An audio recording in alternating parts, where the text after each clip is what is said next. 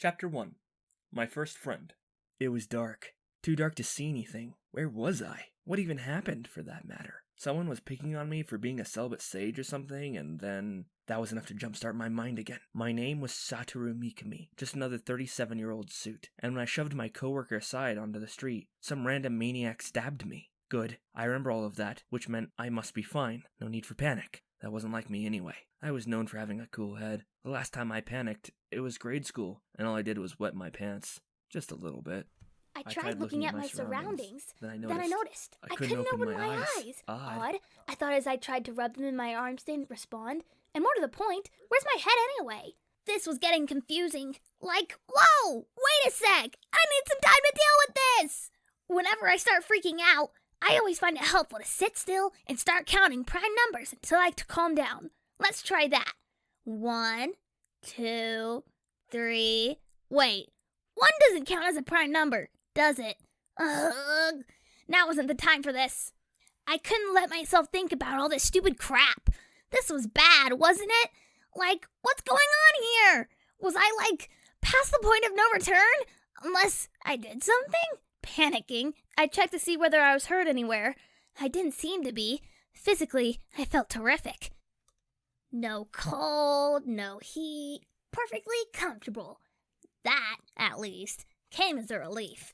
Now for my hands and legs. Oop, not so hot there. No response from any of my limbs. What's up with that? Getting stabbed in the back wouldn't force the doctors to amputate all my extremities, would it? I kind of like those back. Then there was the whole can't open my eyes thing. I was in a world of darkness, where I couldn't see a thing. An anxiety like none I'd ever felt before began welling up in my mind. Am I in a coma or something? I was conscious, certainly, but had I gotten detached from my central nervous system, maybe? Oh man, anything but that. I mean, think about it. When you throw a guy into a dark, enclosed space, it takes practically no time at all for him to go insane. And that was exactly where I was. And I couldn't even die in peace any longer. It looked like if insanity was all that waited for me here, that was enough to take the wind out of anybody's sails. Just then, I felt something brush against my body. What's that? I focused all of my senses on this unknown sensation. It felt like grass against what might have been the side of my stomach. Concentrating on the sensations, I slowly began sensing out what was around me. I could feel the pointy edges of some nearby leaves prick against my body. It made me a little happy, really. I was in total darkness a moment ago, but now I had my sense of touch back, at least. It made me so overjoyed that I made a beeline for the grass, and... creep. I could feel my body sliding flat against the ground. I moved? This, at least, was clear evidence that I was not on any kind of hospital bed. The feeling beneath my stomach took the form of a hard, jagged rock. It still didn't make much sense to me, but I appeared to be outdoors. So I headed towards the grass, keeping my senses keen against what I touched. Although, I still wasn't quite clear on where my head was. There was nothing to smell. I wasn't sure whether I had that sense or not. Really, I had no idea what I was shaped like.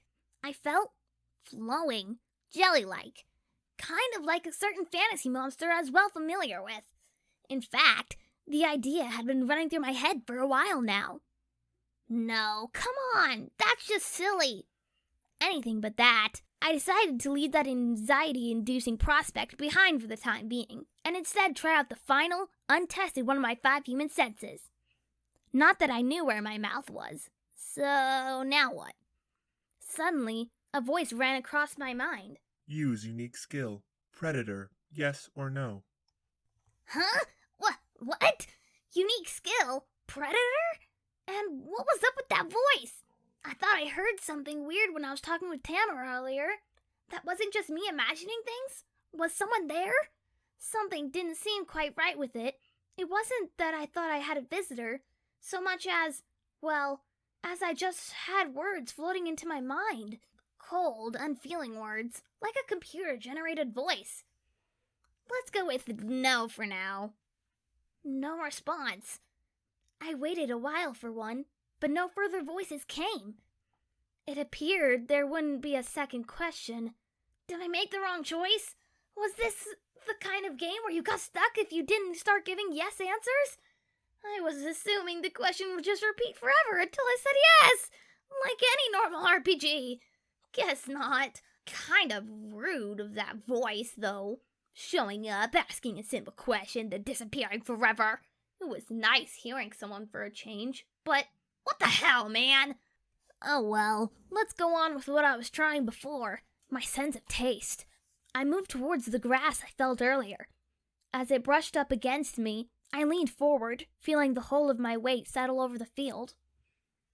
It was definitely grass of some sort. Once I was sure of that, I suddenly realized that the area where the plants met my body was starting to melt. I thought it was myself melting at first, but apparently it was only the grass. And with that, I could now tell that the components of the plant life beneath me were being taken into my body. So that was how it worked. Instead of having a mouth to eat with, I just ingested plant matter with my whole body.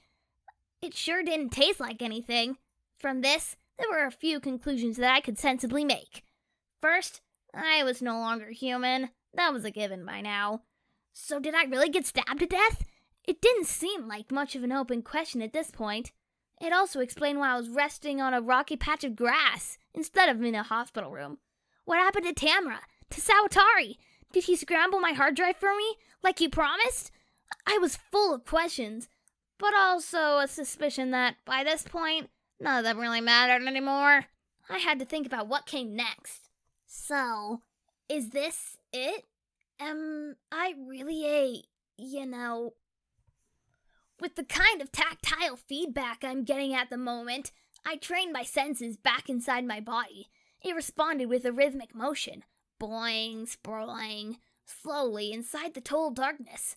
I took the time to ascertain the exact boundaries of my form. Heavens, I used to be such a handsome, attractive man, and now I'm so fluid, so aerodynamic. Yeah, right, you think I'd accept this just like that? As far as I could feel, there was no longer any doubting it. I could picture it in my mind. I mean, what else could it be? Not like I had a prejudice against it. Hell, it was kind of cute, if anything. But was it for me, though? If you took a poll, I think at least 9 out of 10 people would have the same answer. I would just have to accept it, though. Accept the fact that my soul, or whatever you want to call it, had been reborn inside a monster from another world. The odds of such a thing seemed astronomically low to me. But I'd been reborn as a slime. Munch, munch, munch, munch, munch, munch. I just snacked on some grass. Why did I do that? Well, why not? Not like I had anything else to do. It had been a few days or so since I was pretty much forced to accept the fact that I was now a slime. How many? I wasn't exactly clear on. The passage of time is tough to pick up on when all you could see is total darkness. One discovery I had stumbled upon over the past few days was that a slime's body could be way more useful than at first sniffed. I never got hungry, for one, nor did I get tired. Food and sleep, for me, were wholly unnecessary, and I had observed something else too. I couldn't be completely sure, but there didn't seem to be anything else living around here. In terms of danger, I wasn't sure there was any to speak of. My days were blissfully free of worry, or anything else, really. The whole time, I never heard that voice again. By this point, I wouldn't have minded a little companionship. But no, it was just me, the grass, and me eating it, for lack of much else to do. It was simply a way to kill time. And by this point, I could sense the entire process. My body absorbing the blades, dismantling them internally, sorting through all the components, and storing them away. What it all meant, I couldn't say. It was starting to frighten me a bit. I needed to do something, or I'd lose my mind. So I kept going through the cycle. Absorb, break down, store up. But there was something odd about the process. Elimination never factored into it. Somehow. Not even once. Maybe slimes didn't need to do that? Hell, Not like I'd know either way. But where was all this stuff I was ingesting going then? My senses told me that my form hadn't changed in any appreciable manner from when I first arrived. So what the hell? Received. It is being stored in the stomach of unique skill. Predator. Current physical space usage is less than 1%. What? Whoa, it's space! But since when was I using any skills? I thought I answered no back there! Received. The unique skill, Predator, is not being used. The matter being ingested into your body is set to be automatically stored in your stomach. This can be changed as needed. Oh? Well, nice to see we're having a real back and forth. Finally. But back to business. If I use this skill, what happens then? Received. The unique skill, Predator, chiefly comprises of the following 5 effects. Predation. Takes the target into your body. Lesser chance of success if the target has its own consciousness. Can be targeted on organic and inorganic objects, as well as skills and magic. Analysis. Analyzes and researches targets taken into your body. Lets you create craftable items if the required materials are present. Allows you to make copies of them. Successful analysis of the casting method allows you to learn the target's skills and magic. Stomach. Stores the predation target. Can also be used to store materials created via analysis. Items stored in your stomach are unaffected by time. Mimicry. Reproduces the form and skills of absorbed targets. Only available once the target has been analyzed. Isolate. Storms harmful effects incapable of being analyzed, neutralizing them, and breaking them down into magical force. What? For the first time in a while, I was thrown. That sounded like kind of an incredible ability. Not the kind of thing slimes were known for. At least, not the ones I knew. And, hang on, who is this voice answering my questions anyway? Was someone there? Received. This is the effect of the unique skill, Great Sage. The skill has taken effect, making it more immediately available. A sage, huh? And here I thought that voice was just screwing with me. Now it was the best partner I had. Hope that keeps up.